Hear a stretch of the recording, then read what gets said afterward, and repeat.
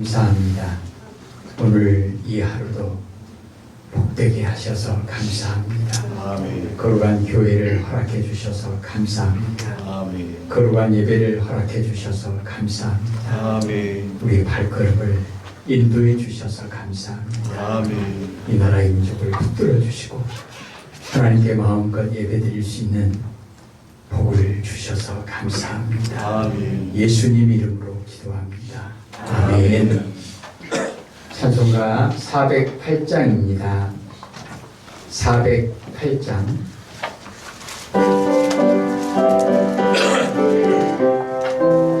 (1절) (4절입니다) 어느 곳에 있든지 평안이 평안하 주 예수 주신 평안아 늘 충만하도다 나의 마음속이 늘 평안해 나의 마음속이 늘 평안해 악한 죄 파도가 많으나 마음이 늘 평안해 주 예수 온갖 고난을 왜 몸소당했나 주 함께 고난 받으며 멸류관 얻겠네 나의 마음속이 늘 평안해 나의 마음속이 늘 평안해 악한 죄 파도가 많으나 마음이 늘 평안해. 이 시간 기도할 때요, 오늘 찬송처럼 하나님 이 시간 우리의 마음 가운데 평안을 주옵소서. 하나님께 온전히 영광 돌릴 수 있는 거룩한 예배자로서 합당한 우리의 마음을 붙들어 주세요. 우리의 마음에 평안을 주세요. 기도하십시다.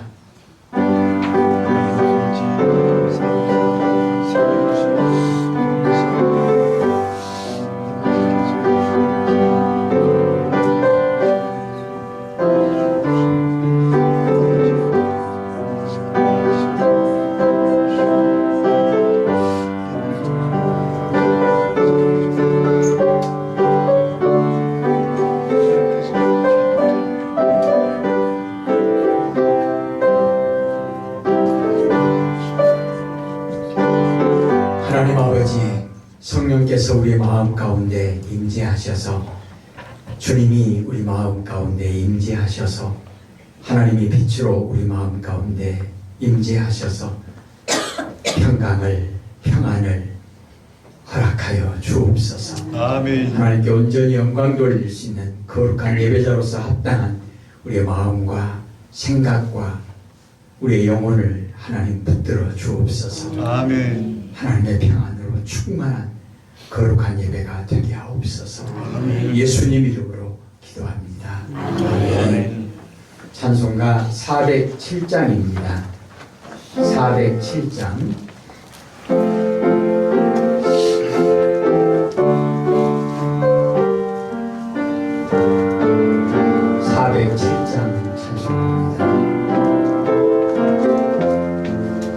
구주와 함께나 죽었으니 구주와 함께나 살았도다 영광의 그날에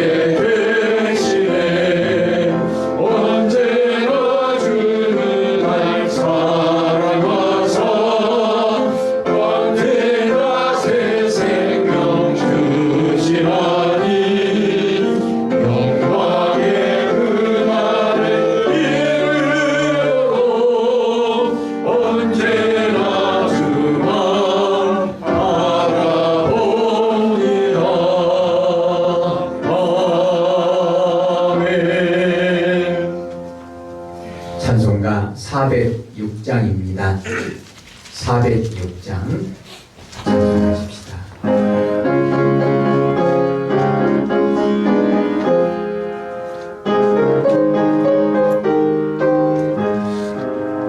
오나의 영혼 별이실 곳과 동남이로도 안전한 도구 폭풍까지도 다스리시는 주의 영원한 발의지에 주의 영원하신 발 함께하사 항상 나를 붙드시니 어느 곳에 가든지 요동하지 않음은 주의 발을 의지하리라.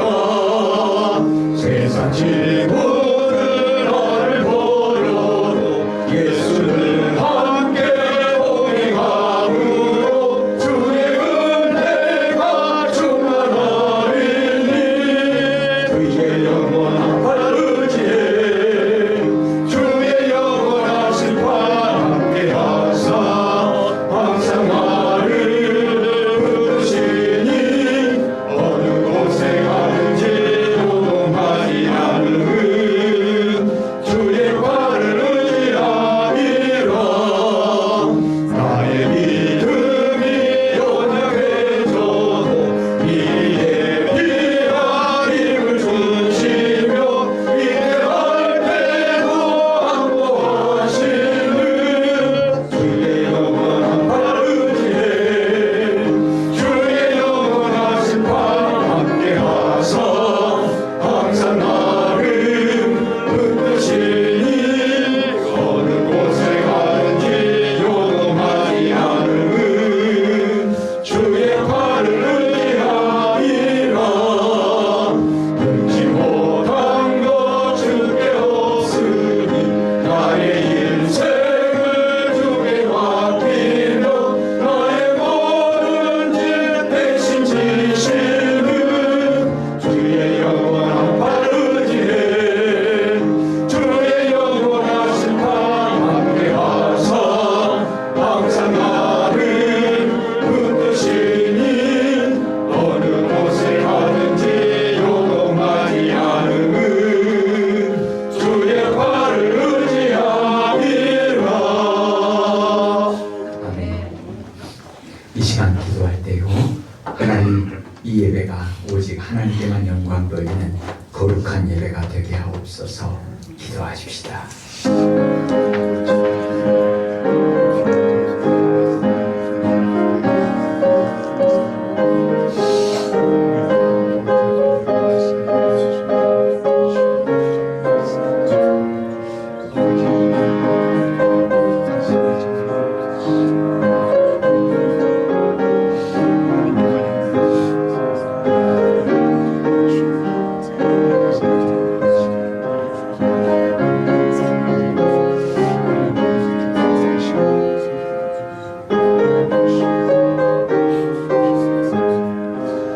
하나님은 영이시니 예배하는 자가 영과 진리로 예배할지어다. 아멘. 나는 전능하신 아버지 하나님, 천지의 창조주를 믿습니다. 나는 그의 유일하신 아들, 우리 주 예수 그리스도를 믿습니다. 그는 성령으로 잉태되어 동정녀 마리아에게서 나시고 본디오 빌라도에게 고난을 받아 십자가에 못 박혀 죽으시고 장사된 지 사흘 만에 죽은 자 가운데서 다시 살아나셨으며 하늘에 오르시어 전능하신 아버지 하나님 우편에 앉아 계시다가 거기로부터 살아있는 자와 죽은 자를 심판하러 오십니다. 나는 성령을 믿으며 거룩한 공교회와 성도의 교제와 죄를 용서받는 것과 몸의 부활과 영생을 믿습니다. 아멘. 찬송가 406장 찬송합니다. 406장입니다.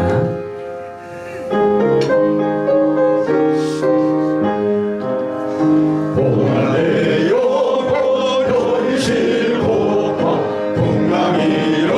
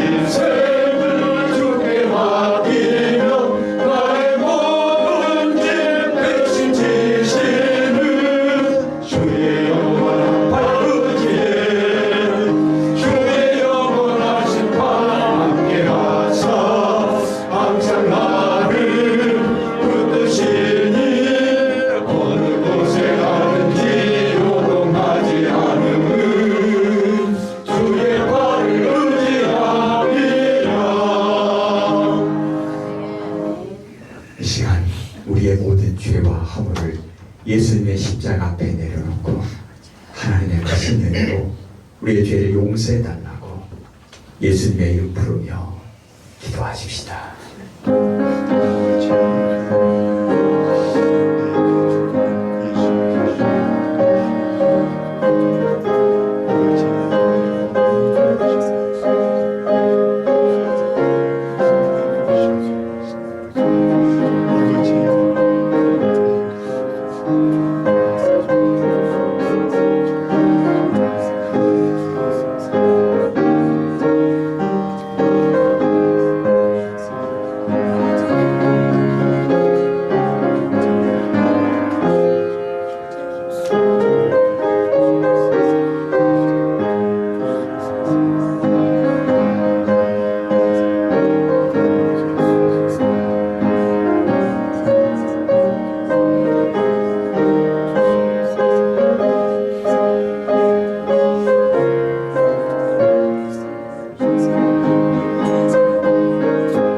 내 허물을 여호와께 자복하리라 하고 주께 내 죄를 아뢰고 내 죄악을 숨기지 아니하였더니 곧 주께서 내 죄악을 사하셨나이다.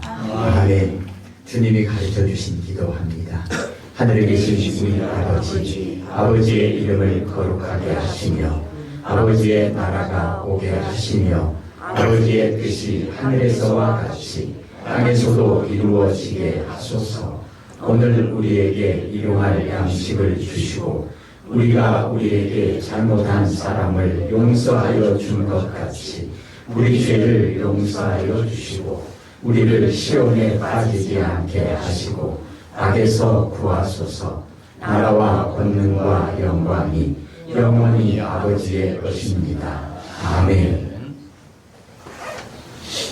이 시간 교동문 2번을 교독하겠습니다. 찬송가 뒤에 교동문 2번 시편 2편 말씀입니다.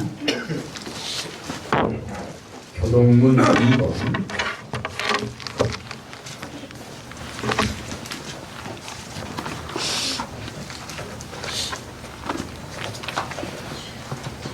시편 2편 말씀 교동문 2번 교독하겠습니다.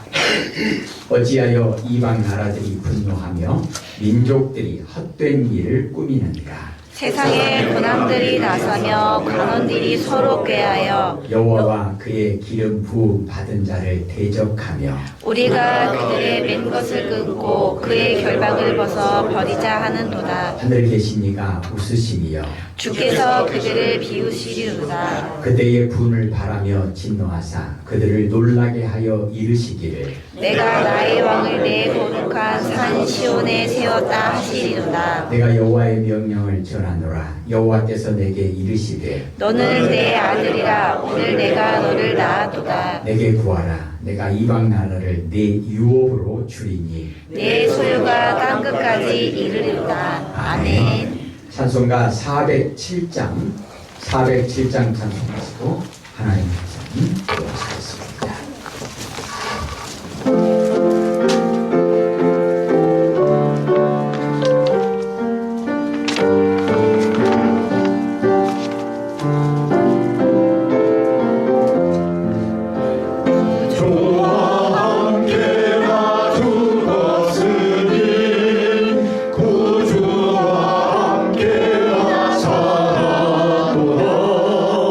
영광의 그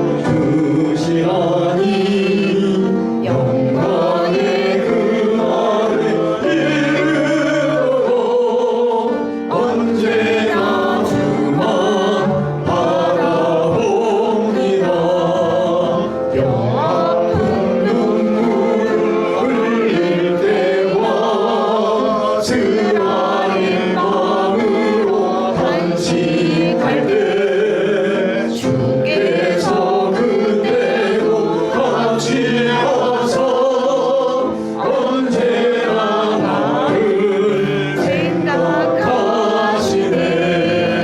언제나 주는 날 사랑하사 언제나 새 생명 주시나니 영광의 그날을 이루도록 언제나 주만 바라봅니다.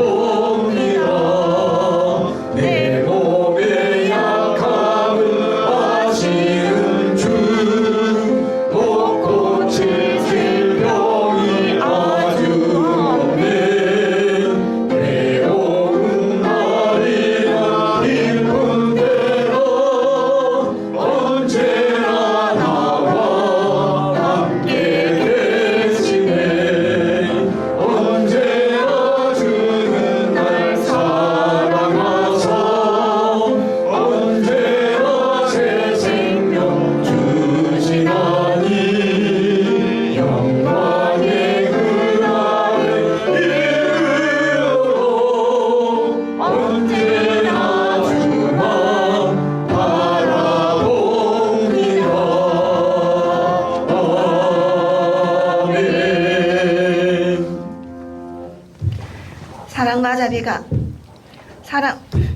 사랑과 자비가 무궁하신 하나님 아버지, 만물 이 소생하는 4월의 중턱에서 우리 가정과 일터를 지켜주시고 인도해 주심에 깊은 감사를 드립니다. 연약한 우리를 눈동자처럼 보호하시고 날마다 주님의 인자하심으로 우리 삶을 덮어주시니 그 은혜가 어찌 크신지요.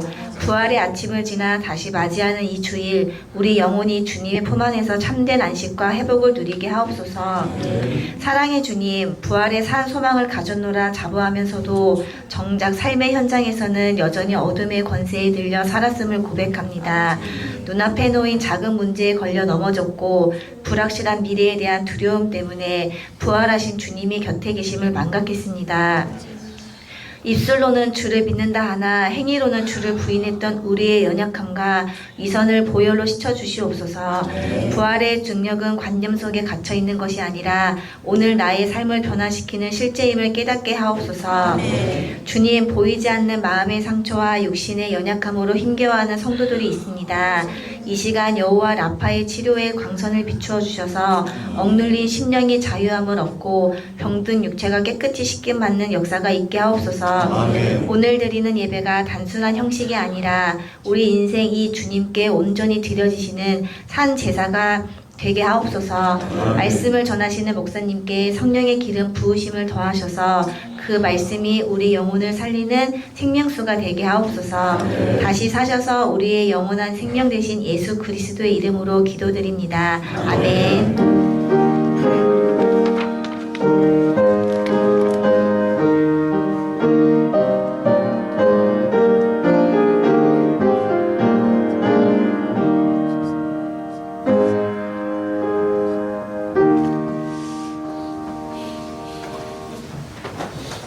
오늘 우리에게 주시는 하나님의 말씀은 베드로전서 1장입니다.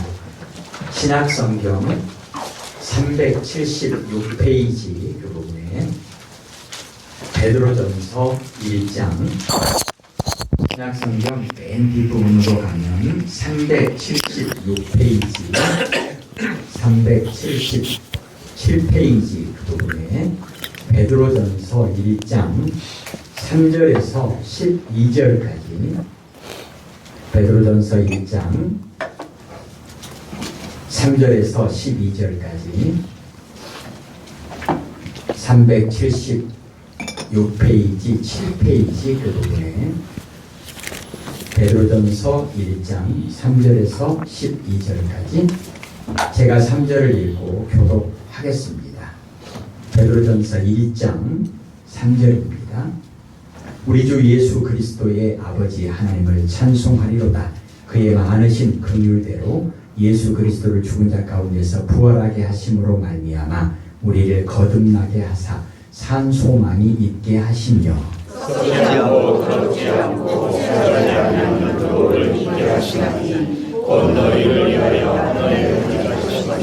너희는 말세에 나타내기로 예비하신 구원을 얻기 위하여 믿음으로 말미암아 하나님의 능력으로 보호하심을 받았느니라. 그러므로 너희가 이제 여러 가지 시험으로 말미암아 잠깐 의심하게 되지 않을 수 없으나 오히려 그에 기뻐하는도다. 너희 믿음의 확신은 불로 연단하여도 없어질 금보다 더 귀하여 예수 그리스도께서 나타나실 때에 칭찬과 영광과 존귀를 얻게 할 것이니라. 예수를 너희가 보지 못하였으나 사랑하는도다. 이제도 보지 못하나 믿고 알 수 없는 영광스러운 즐거움으로 기뻐하니 믿음의 결국 곧 영혼의 구원을 받음이라. 이 구원에 대하여는 너희에게 임할 은혜를 열어가는 선자들이 용서하고 구절했었다. 자기 속에 계신 그리스도의 영이 그 받으실 고난과 후에 받으실 영광을 미리 증언하여 누구를 또는 어떠한 때를 지시하시는지 상고하니라. 이 성령마다 자기를 위한 것이 아니요 너희를 위한 것이니 계시고 알게 되었으니 이것은 하늘로부터 오신 성령을 임하고 복음을 전하는 자들로 주의 너희에게 알린 것이요 천사들도 살펴보기를 원하는 것이라. 아멘. 제목을 다 같이 한번 읽을까요? 산소망으로 살아가는 성도. 아멘. 우리 인사하겠습니다. 산소망으로 살아가는 성도 됩시다. 산소망으로 살아가는 성도 됩시다. 산소망으로 살아가는 성도 됩시다. 산소망으로 살아가는 성도 됩시다. 하나님의 명령을 어긴 천사 미하엘이 인간 세상에 내려와서 세 가지의 깨달음을 얻어야 했습니다. 그리고 천사가 깨달은 세 가지가 있습니다. 그 첫 번째가 사람의 마음속에는 사랑이 있다는 것입니다. 끼니를 걱정하면서 살아가는 시몬 부부의 그 친절과 사랑을 통해서 그 깨달음을 알게 되었죠. 그리고 두 번째 깨달음은 사람에게 무엇이 필요한지 사람 그 자신은 알지 못한다는 것입니다. 부자가 오래 살 줄을 알고 신발을 주문했지만 그는 죽게 되었고, 그리고 그는 죽은 자들이 신어야 될 그런 신발을 신을 수밖에 없었다는 것이죠. 그리고 세 번째는 사람은 자기 힘으로 살아가는 것이 아니라 사랑으로 살아간다는 것을 천사가 깨달았습니다. 결국 인간을 살게 하는 것은 사랑이다. 이것을 러시아 문호 톨스토이가 그렇게 생각을 하게 되었죠. 우리는 사랑할 때 소망이 생깁니다. 사랑하는 순간 삶의 의미가 생기게 되죠. 그런데 현실은 항상 따뜻하지 않는 것이 우리가 맞닥뜨리고 있는 그런 현실입니다. 관계가 힘들 때, 상황이 무너질 때, 그때 필요한 게 소망입니다. 빅터 프랭클은 그의 책 죽음의 수용소에서 이렇게 기록하고 있습니다. 그가 이런 것들을 관찰했죠. 수감자들은 그 죽음의 수용소에서, 그 참혹한 수용소에서 참혹한 그런 대접과 고된 노동 속에서 하나의 소망을 품고 살아갑니다. 그것이 뭐냐면 크리스마스가 되면 어쩌면 우리가 풀려나게 될지도 몰라. 그래서 사랑하는 가족들을 만나고 사랑하는 가족들 품으로 돌아갈 수 있을 거야 라는 그런 희망을 품고 살아가게 되죠. 그런데 크리스마스가 지난데도 아무런 변화도 있지 않게 되어집니다. 곧 그들의 희망이 무너져 내린 것이죠. 그리고 그들의 기억력이 급속도로 떨어지고 사망률이 증가하는 것을 그가 목격을 합니다. 프랭클이 말하고 싶은 것, 사람은 희망이 끊어질 때 무너진다라는 것을 말하고 싶은 것이죠. 어제 아침에 그 친구들과 단톡방이 하나 있는데 카톡이 날라옵니다. 친구가 위험하다는 것입니다. 위독하다는 것이죠. 그리고 그 후에 사망이라는 글자가 올라왔습니다. 그 친구를 생각하면 그 친구가 고등학교 때 교회에서 함께 썼던 시 한 구절이 생각이 납니다. 겨울 바다에 가서 누군가의 어깨에 기대어 목 놓아 울고 싶다. 그렇게 인생을 살았던 친구였던 것 같습니다. 죽음 앞이 아니라고 할지라도 그가 품었던 소망이 그에게 소망이 되었을까라는 그런 생각을 해보았습니다. 오늘 사도 베드로는 3절에서 우리 주 예수 그리스도의 아버지 하나님을 찬송하리로다라고 말씀하죠. 왜 하나님을 찬송할까요? 그 이유는 하나님께서 긍휼이 많으신 분이기 때문에 찬양하고 있습니다. 예수 그리스도를 죽은 자 가운데서 다시 부활하게 하시고 예수님으로 말미암아 거듭나게 하시고 산 소망을 있게 하신 하나님, 그 하나님을 사도 베드로가 찬양하고 있습니다. 여기서 우리가 기억해야 될 말씀은 산 소망은 거듭난 자들에게 주어진다는 것입니다. 요한복음 3장에는 예수님과 니고데모와의 그런 대화의 내용이 나오죠. 니고데모는 종교적으로 부족함이 없던 그런 사람이었습니다. 그 니고데모가 밤에 예수님을 찾아옵니다. 그에게 예수님께서 뭐라고 말씀하셨습니까? 사람이 거듭나야 하나님의 나라를 볼 수 있다라고 말씀하셨습니다. 그리고 요한복음 3장 16절에 말씀을 하시고 그 이후에 하나님이 아들을 세상에 보내신 이유 세상을 구원하시기 위하여다라고 말씀하십니다. 니고데모가 처음에는 이 말씀을 이 예수님의 말씀을 이해하지 못했지만 시간이 지나면서 그가 알게 되어지고 그가 변화를 갖게 되어집니다. 더 이상 숨지 않고 예수님의 장래에 공개적으로 나서는 그의 모습을 보게 되어집니다. 두려움 속에서 숨어있던 사람이 소망 가운데 믿음을 드러내는 사람으로 바뀌는 것을 우리가 볼 수가 있죠. 여러분, 베드로가 어떤 제자입니까? 예수님의 수제자였죠. 예수님을 가장 가까이에서 가장 멋진 제자로서의 모습을 그런 자가 베드로였죠. 근데 결정적인 순간에 3번 예수님을 부인하고 베드로가 무너집니다. 그러나 부활하신 주님을 만난 후에 그가 다시 일어서죠. 이전과 같은 사람이 아니라 죽음 앞에서도 굴하지 않고 복음을 전하는 사람으로 바뀌었습니다. 거듭난 사람은 넘어질 수는 있지만 무너지지 않습니다. 왜 그렇습니까? 그 안에 산 소망이 있기 때문에 그렇습니다. 바울은 누구보다도 열심히 있었던 사람이죠. 하지만 그 방향이 잘못되어서 교회를 무지 핍박했던 인물이 바울입니다. 그러나 주님을 만난 이후에 그의 인생이 완전히 변했죠. 핍박하던 자에서 복음을 전하는 자로 변화되어집니다. 그리고 고난과 감옥 속에서도 그가 기뻐하며 살아가는 모습을 보게 되어지죠. 그것은 그의 소망이 상황 속에 있지 않냐고 주님께 있었기 때문에 그가 그런 삶을 살 수 있었던 것입니다. 오늘 본문의 말씀에서 말씀하시는 산소망이 뭘까요? 산소망은 살아 움직이는 소망입니다.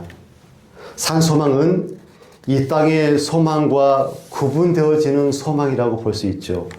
여러분, 이 땅의 소망은 상황에 따라서 무너지고 시간이 지나면 사라지고 결국 죽음 앞에서 끝이 나는 소망이 이 땅에서의 소망입니다. 하지만 거듭난 성도의 소망은 다릅니다. 산 소망이기 때문에 이 땅에서의 소망과 구분되어진다는 것이죠.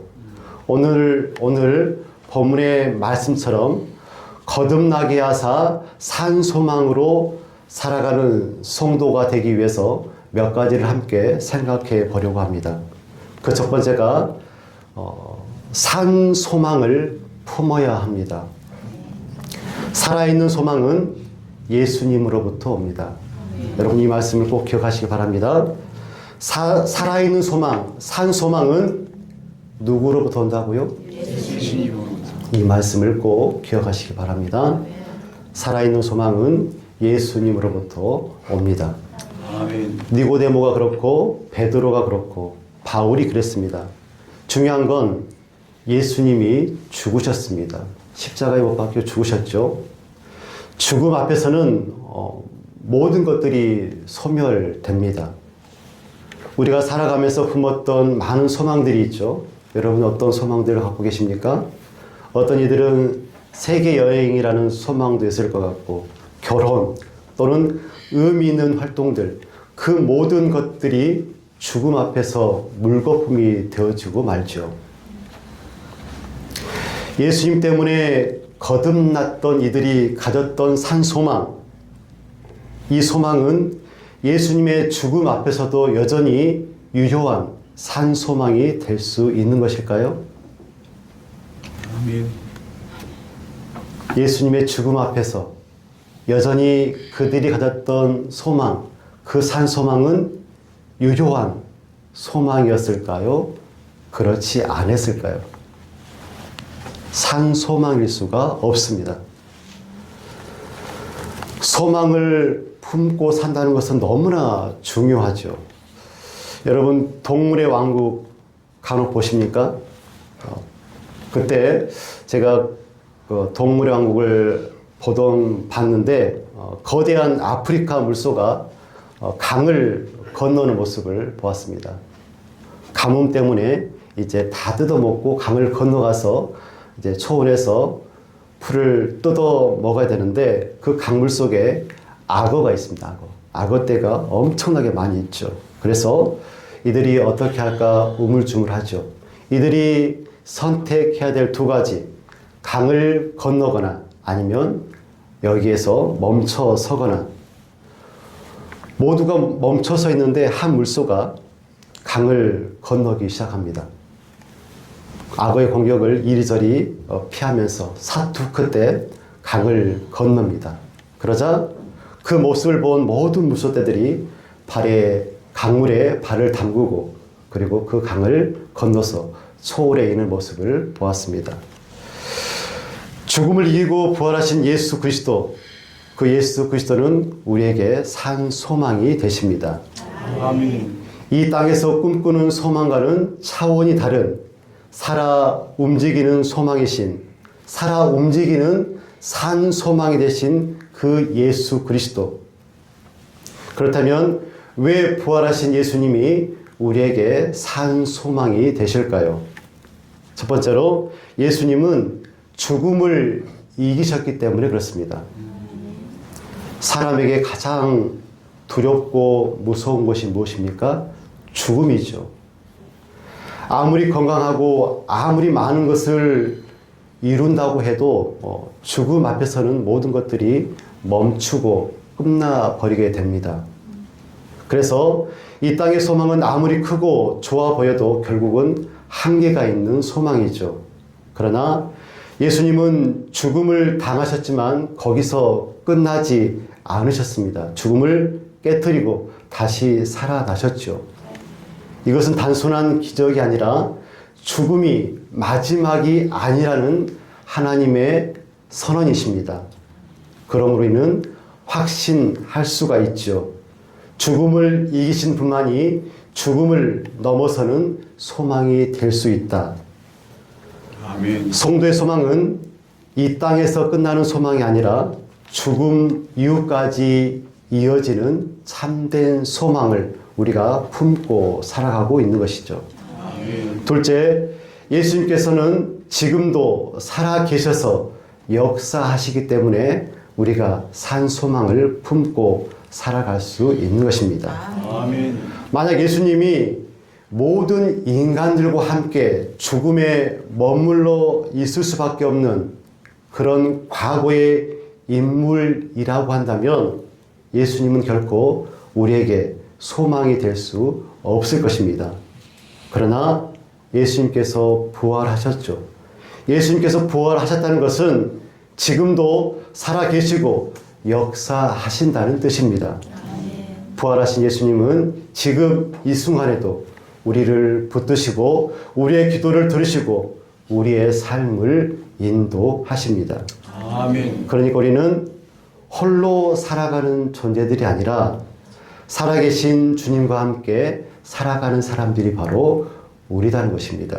아멘. 그래서 산소망은 단지 미래의 기대가 아니라 지금 우리와 함께 하시는 주님과 함께 누리는 현재의 소망이다. 이것을 잊지 말았으면 좋겠습니다. 세 번째로 예수님이 우리의 믿음을 확실하게 보장하기 때문에 그렇습니다. 성경은 말씀하시죠. 4절 말씀입니다. 썩지 않고 더럽지 않고 쇠하지 아니하는 유업을 입게 하시나니 곧 너희를 위하여 하늘에 간직하신 것이니라. 아멘. 사랑하는 성도 여러분, 우리가 살아가면서 붙잡고 있는 소망이 무엇입니까? 많은 사람들이 돈에 대해서, 건강에 대해서, 관계에 대해서 소망을 두고 살아가죠. 그런데 이런 것들은 시간이 지나면서 변하고 사라집니다. 성경은 우리에게 다른 소망을 우리에게 말씀하고 있죠. 썩지 않고 더럽지 않고 쇠하지 않는 유업으로서의 소망을 우리에게 말씀합니다.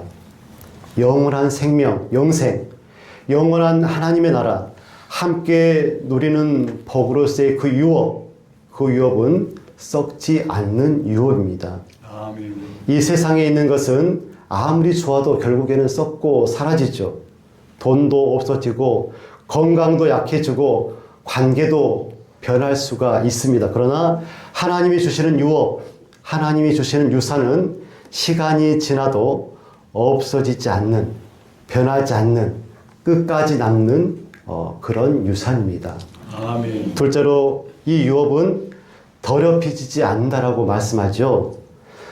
세상의 것은 시간이 지나면 변질되고 그 깨끗함을 잃어버립니다. 그러나 하나님이 주시는 유업, 유산은 재나 환경 때문에 더러워지지 않는 그런 유산입니다. 처음 주어진 그 모습 그대로 온전하고 거룩하게 보존되어지는 그런 유업입니다. 셋째로 이 유업은 쇠하지 않는 유업입니다. 이 세상의 좋은 것들 처음에는 좋지만 시간이 지나면 점점 시들고 식어가지요. 그러나 하나님이 주시는 그 유업은 그렇지가 않습니다. 시간이 지나도 줄어들지 않고 언제나 동일하게 가치 있고 충만한 것이 하나님이 주시는 그런 유업입니다. 아멘. 사랑하는 성도 여러분, 성경은 이 유업이 어디에 간직되어 있다라고 말씀합니까? 어디에 간직되어 있죠? 하늘에 간직되어 있다고 합니다. 누구를 위해서? 너희를 위해서. 무슨 말씀입니까? 하나님께서 우리를 위해서 준비해 두셨다는 것이죠. 하나님께서 우리를 위해서 준비하셨으니까 우리가 어떤 상황을 지나가더라도 이 소망은 빼앗기지 않는다는 것을 우리가 기억했으면 좋겠습니다. 아멘. 두 번째로 시험 속에서도 기뻐하는 믿음이 있어야 산소망을 가지고 살아가는 성도가 될 수 있습니다. 6절 말씀을 보십시오. 그러므로 너희가 이제 여러 가지 시험으로 말미암아 잠깐 근심하게 되지 않을 수 없으나 오히려 크게 기뻐하는도다. 아멘. 여러분, 성도라고 해서 시험이 없는 것은 아니죠. 오히려 믿음으로 살아가다 보면 여러 가지 시험을 더 깊게 경험하게 되어집니다. 그래서 베드로 사도가 말씀하죠. 너희들이 근심하게 되지 않을 수 없다. 너희들이 반드시 근심하게 될 것이다. 그런데 중요한 것은 그 시험에는 하나님의 목적이 있음을 우리가 기억했으면 좋겠습니다. 성경은 그 목적을 뭐라고 말씀합니까? 믿음의 연단이라고 말씀합니다. 믿음은 연단되어져야 한다는 것이죠.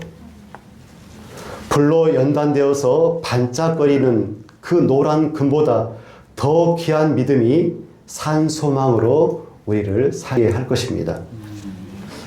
금은 불 속에 들어가야지만이 순도가 높아집니다. 만약 여러분들이 금을 채취해서 금을 가지고 있다면 첫 번째로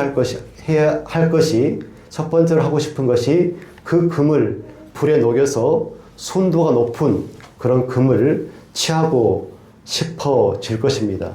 마찬가지로 우리의 믿음도 시험을 통과하면서 더 단단해지고 더 분명해지고 더 깊어질 것입니다. 그래서 하나님은 시험을 통해서 우리의 믿음을 드러내 보이고 그리고 우리의 믿음을 세우시고자 원하십니다. 7절 말씀을 제가 세번역 성경으로 제가 읽어 드리겠습니다. 7절 말씀입니다. 하나님께서는 여러분의 믿음을 단련하셔서 불로 단련하지만 결국 없어지고 마는 금보다 더 귀한 것이 되게 하시며 예수 그리스도께서 나타나실 때 여러분에게 칭찬과 영광과 존귀를 얻게 해 주십니다. 아멘. 하나님은 믿음의 연단을 통해서 불로 정련된 금보다 더 귀한 믿음으로 단련시키셔서 예수님의 재림의 그날 칭찬과 영광과 존귀를 얻게 하시기를 원하십니다. 아멘. 여러분이 예수님의 재림의 그때 너희들의 믿음이 참 귀하다 그런 칭찬을 해 주시기를 원하시는 것이죠. 아멘. 그런데 우리가 여기서 놓치지 말아야 할 것이 있습니다. 5절 말씀에 하나님의 능력으로 보호받는 주체가 있습니다. 그 대상이 성도요, 성도의 믿음이라는 것입니다. 그리고 7절에서 말씀하시는 믿음의 확실함, 그 믿음의 확실함, 이것은 우리의 것이 아니라는 것. 우리는 간혹 이런 오해를 하면서 살아가고 있습니다. 내가 믿음을 지키고 버티니까 믿음 생활을 하고 있는 것이다 라고 이렇게 생각을 합니다. 그래서 내 믿음 때문에 내가 하나님의 유업을 받을 수 있는 것이야 라고 그렇게 생각하죠. 그런데 5절 말씀 이렇게 말씀하죠. 아니야. 하나님의 능력으로 보호받기 때문에 우리가 믿음을 가질 수 있는 거야 라고 오늘 우리에게 성경은 말씀하십니다. 아멘. 쉽게 말하면 어떻게 말할 수 있을까요? 내가 하나님을 붙들고 있는 것이 아니라 하나님께서 나를 붙들고 계신 거야 라고 말씀하신 것이죠. 아멘. 이것이 우리의 믿음입니다. 하나님의 마음에 합했던 위대한 영성을 가졌던 다윗이 집권 도중에 밧세바 사건으로 죄를 짓게 되어집니다. 그런데 이 밧세바 사건 이후에 다윗이 아무것도 하지 않습니다. 다윗이 어떤 행동을 했습니까? 하지 않았죠. 성경에 보면 다윗이 이 죄에 대해서 어떠한 양심의 가책도 느끼지 않고 회개도 하지 않습니다. 참 신기할 정도로 그렇습니다. 그런데 하나님께서 나단 선지자를 보내셔서 죄를 깨닫게 하시고 그리고 다윗이 다시 하나님께로 돌아오게 하시죠. 갈멜산에서 큰 승리를 얻었던 이 엘리야가 이세벨의 위협 앞에서 도망을 하기 시작합니다. 그리고 로뎀 나무 아래에서 그가 말하죠. 하나님 차라리 죽여주십시오. 그렇게 기도할 정도로 엘리야가 무너져 버립니다. 그런데 하나님께서 그를 버리지 아니하시고 먹이시고 쉬게 하시고 그리고 결국 하나님의 산까지 인도하시고 다시 그에게 사명을 맡기시는 모습을 우리가 보게 되죠. 산소망으로 살아가는 성도는 시험 속에서도 기뻐하는 믿음을 소유해야 됩니다. 그 믿음은 나의 노력이 아니라 하나님의 능력으로 보호되어지는 믿음입니다. 그럼에도 성도는 이 믿음 위에 하나님을 반드시 꼭 붙잡아야 됩니다. 말씀을 통해 붙잡고 기도를 통해서 하나님을 붙잡고 어떠한 상황 속에서도 하나님을 놓지 않는 그런 믿음이 우리에게 필요합니다. 세 번째로 보지 않고 사랑하는 믿음의 사람이어야 됩니다. 보지 않고 사랑하는 그 믿음이 산 소망으로 살아가는 성도가 되게 합니다. 8절 말씀에 예수를 너희가 보지 못하였으나 사랑하는도다 라고 말씀하죠. 사랑하는 성도 여러분 예수님을 본 적이 있으신가요? 예수님의 음성을 귀로 들은 적이 있습니까? 없습니다. 그럼에도 불구하고 우리는 예수님을 사랑합니다. 이것이 믿음입니다. 믿음이라는 것은 눈으로 확인한 후에 반응하는 것이 아닙니다. 보지 않아도 사랑으로 반응하는 것이 믿음입니다. 그래서 성도의 삶은 보이는 상황에 끌려가는 삶이 아니라 보이지 않는 주님을 신뢰하며 살아가는 것이 바로 성도의 삶입니다. 그리고 그 결과가 무엇입니까? 성경이 뭐라고 우리에게 말씀하십니까? 말할 수 없는 영광스러운 즐거움으로 기뻐한다라고 말씀하죠. 이 기쁨은 어떤 기쁨입니까? 환경에서 오는 기쁨입니까? 아니죠. 문제가 해결되어서 오는 기쁨입니까? 아닙니다. 예수님과의 관계 속에서 예수님으로부터 오는 기쁨입니다. 그래서 상황이 여전히 어렵고 문제가 그대로 남아있다고 할지라도 마음 깊은 곳에서 무너지지 않는 샘솟는 기쁨이 바로 이 기쁨이죠. 베드로는 이 복음이 얼마나 놀라운 것인지 오늘 본문 후반부에 잘 기록하고 있습니다. 구약의 선자들은 이 구원을 미리 바라보며 연구하며 찾았다라고 말씀합니다. 이 은혜가 언제 어떻게 이루어질지 간절히 기다리며 살폈던 이들이 바로 선지자였다라고 말씀합니다. 심지어 천사들조차 이 은혜를 자세히 살펴보았다라고 12절에 기록하고 있죠. 우리가 어떻게 이 자리에 서 있습니까?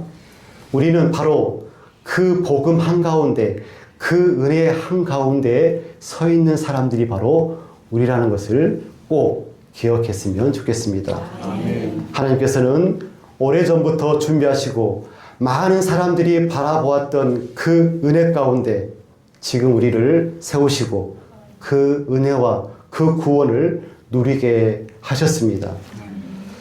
사랑하는 성도 여러분, 우리는 보지 못했지만 사랑하는 사람들입니다.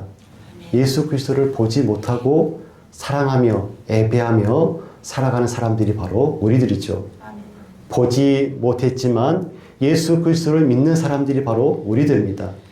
그렇기 때문에 우리의 삶도 분명해야 됩니다. 상황이 아니라 주님을 바라보고 문제보다 하나님을 신뢰하고 눈에 보이는 것보다 하나님의 약속을 붙드는 분명한 성도의 삶을 살았으면 좋겠습니다. 아멘. 이것이 믿음의 삶입니다. 이 믿음이 산 소망으로 우리를 살게 할 것입니다. 아멘. 사랑하는 성도 여러분, 산 소망은 반드시 거듭난 사람들에게 하나님의 긍휼로서 주어지는 것이 바로 이것입니다. 산 소망이죠. 세상의 소망은 반드시 상황과 시간 속에서 무너지고 사라지고 죽음 앞에서 끝나는 것이 바로 이 땅의 소망입니다. 하지만 부활하신 예수 그리스도를 통하여서 주어진 산 소망은 어떤 소망입니까? 썩지 않고 더럽지 않고 쇠하지 않는 소망입니다. 사랑하는 성도 여러분, 이 소망을, 이 산 소망을, 살아 움직이는 이 소망을 여러분들이 품기를 간절히 축원드립니다. 그 소망은 상황에 따라 흔들리지 않고 시험 속에서도 우리를 붙드는 산 소망입니다. 우리가 하나님을 붙드는 것 같지만 사실은 하나님께서 우리를 붙들고 있음을 여러분 기억하시길 바랍니다. 그러므로 우리는 보지 못해도 사랑하고 보이지 않아도 기뻐하며 어떤 상황 속에서도 하나님을 놓지 않는 믿음으로 살아가는 성도가 되기를 소원합니다. 이런 은혜와 축복이 우리 모두에게 임하기를 간절히 축원하고 축복드립니다. 사랑과 은혜가 풍성하신 아버지 하나님, 우리가 무엇이간데 우리에게 한없는 긍휼을 베풀어 주셔서 예수 그리스도를 십자가에 내어주시고 그 모진 십자가에서 죽게 하셨다가 그 예수를 부활하게 하셔서 또 우리를 그 예수를 통하여서 거듭나게 하셔서 산 소망을 품고 살아갈 수 있도록 도와주시고 은혜를 베풀어 주시니 감사합니다. 바라옵기는 우리에게 믿음을 더하여 주셔서 시련을 이기는 믿음을 갖게 하시고 참으로 하나님께서 인정하시는 그 믿음을 통하여서 온전히 하나님만을 영화롭게 하는 성도의 삶을 온전히 살아가시도록 우리를 도우시고 인도하여 주시옵소서. 예수님의 이름으로 기도드리옵나이다. 아멘.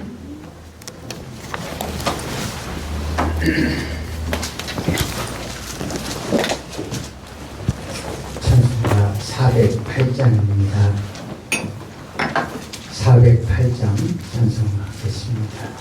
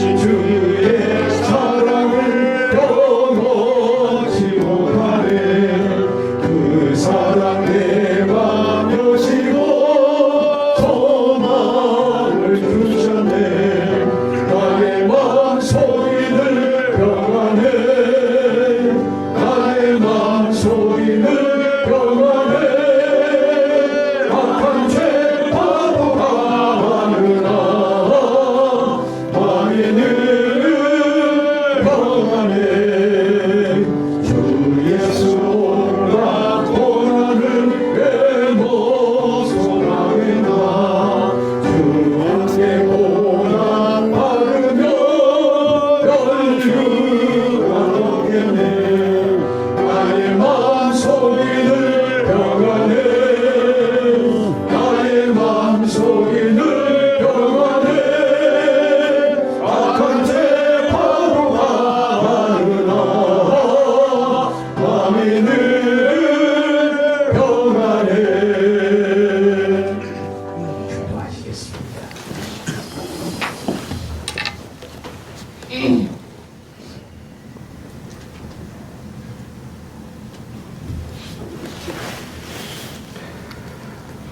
지금은 우리 구주 예수 그리스도의 크신 은혜와 하나님 아버지의 만극하신 사랑하심과 성령님의 감동 역사 교통하심이 예수 그리스도를 보지 못하였으나 사랑하고 보지 못하였으나 믿고 여러 가지 환난과 시험 중에서도 믿음을 지키고 예수 그리스도를 통하여서 우리에게 허락하신 그 살아 움직이는 소망을 이 땅에서 살아내기로 다짐하고 결정한 주의 사랑하시는 자녀들을 위해 지금부터 영원까지 함께하옵시기를 간절히 축원드리옵나이다. 아멘.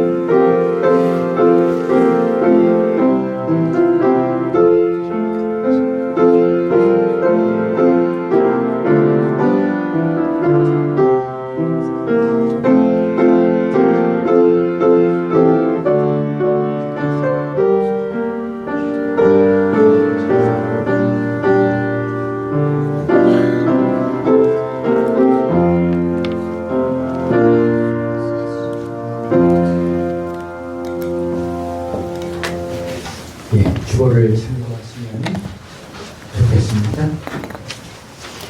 예, 기록되어 있는 일들을 위해서 기도해 주시면 감사하겠고요.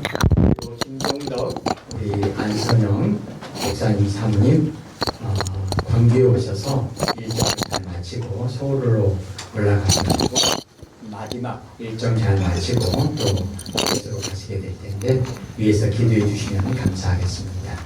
그래서 작년부터 시작된 아버지의 우리 청소년들을 위해서 기숙사를 짓고 있는 그 작업, 그 공사 마무리 단계에 있습니다. 이번에도 마무리하는 과정에 필요한 성교비를 10만 원 보냈고요. 그리고 콩고 민주공화국의 다른 팀들과 함께 유치원을 만들어 가지고 이제 그것도 마무리하는 그런 과정 가운데 그리고 수백 명의 아이들 밥을 제대로 먹지 못하는 굶주린 아이들을 위해서 일주일에 3번씩 그 아이들을 불러다가 빵을 먹이고 밥을 먹이는 그 사역들을 계속하고 있는 일에 이번에도 500만 원을 또 보냈습니다. 위에서 기도해 주시면 감사하겠습니다. 한 가지 여러분 아시다시피 지금 전쟁 때문에 재료비라든가 이런 것들이 많이 올라가지고 한국 같은 이런 상황도 기름값이나 이런 문제로 상당히 힘들어지는 그런 상황들이 있는데 그런 지역들은 더 심합니다. 그래서 잘 마무리될 수 있도록 오늘 말씀처럼 오직 하나님께서 시작하신 일이니 하나님의 은혜 가운데 잘 마무리될 수 있도록 기도해 주시면 감사하겠습니다. 그리고 한 가지 이번 주에 목요일, 금요일, 토요일 목요일 저녁부터 토요일 아침까지 몽골에 선교팀이 한국에 옵니다. 특별히 너무 의미가 있는 것은 24년 전에 몽골로 선교사로 가셨던 분이 한국 사람 전혀 없는 지역에 가서 교회를 세우고 어린 아이들부터 그리고 할머니에 이르기까지 전도를 하고 교회를 세우고 하는 과정 가운데서 어린 아이 때부터 이렇게 신앙생활을 했던 사람들이 청년이 되고 신학을 하고 목사가 되고 그래서 목회자 부부들 그리고 목회자 가정들 그리고 현지에서 사역을 하고 있는 그 사역자들이 중심으로 해서 13명이 한국에 옵니다. 어린아이 1명까지 해서요. 그래서 우리 교회 독자적으로 하는 것은 아니고요.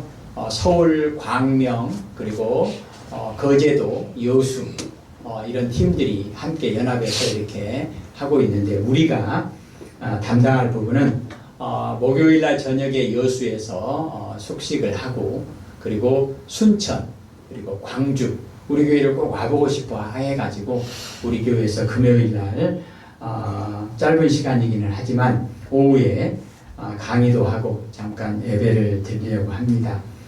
그래서 이렇게 이동하는 과정 중에 우리가 운반 이렇게 모시고 다니고 해야 되기 때문에 금요 기도의 시간을 하기가 조금 시간이 어려울 것 같더라고요. 그래서 영상은 보내드리는데 8시에 여기 모여서 함께 영상 보는 것은 그날은 이번 주에는 하지 않도록 하겠습니다. 8시에 모이지는 않겠고요. 시간이 여의치 않아서요. 영상은 그대로 보내드리겠습니다. 우리 교회에서 담당하는 그 부분을 위해서도 기도해 주시고 14명의 그런 몽골 현지인들이고 선교사님인데요.